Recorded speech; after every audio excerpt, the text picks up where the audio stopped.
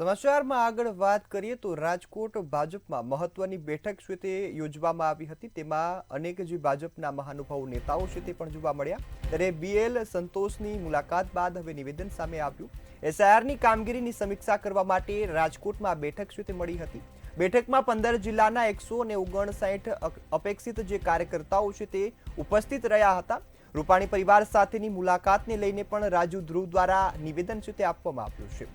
રાષ્ટ્રીય સંગઠન પ્રદેશ સંગઠનનું શિષ્ય જે નેતૃત્વ છે તેવું પણ જણાવવામાં આવ્યું છે। આ સાથે જ હવે પ્રદેશ સંગઠન પણ તમામ જવાબદારીઓ નિભાવવા માટે કામગીરી કરી રહ્યું છે। મુલાકાત માત્ર ઔપચારિક અને સાંત્વના માટે ન હતી, પરંતુ મહત્વની જે કામગીરી છે તેને લઈ હતી। ત્યારે અંજલિ રૂપાણી પાર્ટીમાં સક્રિય છે રહેશે તેવું પણ જે ધ્રુવ દ્વારા જણાવવામાં આવ્યું છે। બેઠકમાં 15 જિલ્લાના 159 જેટલા અપેક્ષિત જે કાર્યકર્તાઓ છે તે ઉપસ્થિત રહ્યા છે। રૂપાણી પરિવાર સાથેની મુલાકાતને લઈ પણ રાજુ ધ્રુવ દ્વારા નિવેદન આપવામાં આવ્યું છે।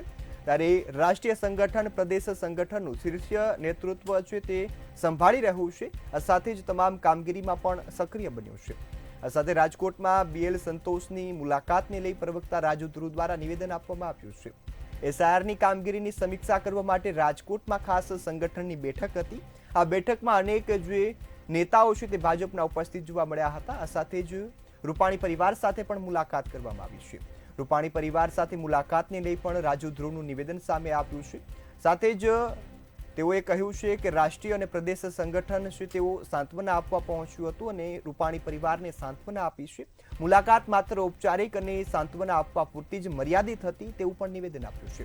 પરંતુ આ વચ્ચે અનેક અટકળો પણ હવે તેજ બની છે। ખાસ કરીને જે ભાજપનું સંગઠન મજબૂત બની સૌરાષ્ટ્રમાં પ્રભુત્વ જમાવી શકે તે માટે કામગીરી ભાજપ અત્યારથી જ આદરી દીધી છે। હું ત્યાં હાજર નહોતો એટલે હું આના વિશે કાંઈ નહીં કહી શકું, પણ આ બધી અટકળો છે। હું એવું માનું છું, આપ બધા પણ સમજો છો, પણ આ બધી અટકળો છે એટલા માટે કે ત્યાં સાથે ગયા ને હર હંમેશ દરેક જગ્યાએ શહેર ભાજપ અધ્યક્ષ, મહાનગર ભાજપના અધ્યક્ષ કોઈ છે, તો એમાં કોઈ બીજી વાત નથી।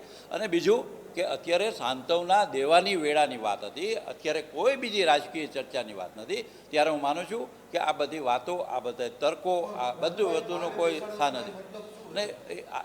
હું જ્યાં હાજર નહોતો એટલે એના વિશે હું કાંઈ પ્રકાશ નહીં પાડી શકું। મને જે વસ્તુની ખબર નથી એના વિશે હું આપના સાથે શું વાત કરી શકું।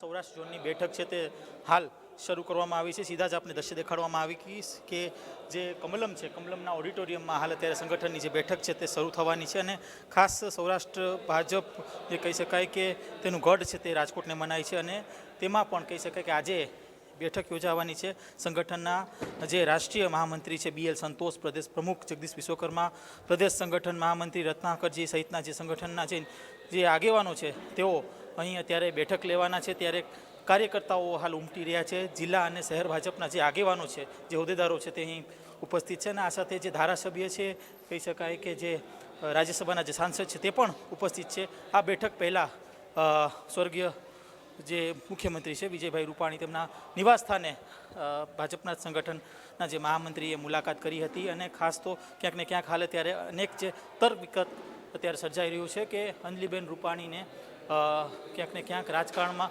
સક્રિય કરવામાં આવશે, એટલે કે સંગઠનમાં કોઈ મોટો જે હોદ્દો છે તે અંજલિબેન રૂપાણીને આપવામાં આવશે। આ પ્રકારની જે ચર્ચાઓ છે તે ચાલી રહી છે। તેના જ વચ્ચે એક જે બેઠક છે તે સ્વર્ગીય વિજયભાઈ રૂપાણીના ઘરે યોજાઈ હતી અને તેમાં પ્રદેશ પ્રમુખ જગદીશ વિશ્વકર્મા પણ હાજર હતા।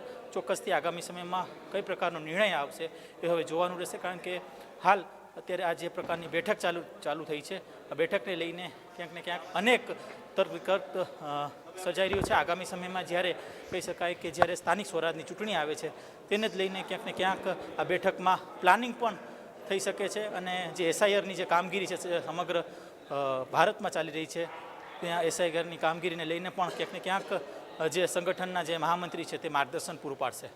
કલ્પના સાથે ધ્રુવ કુંડેલ, રાજકોટ।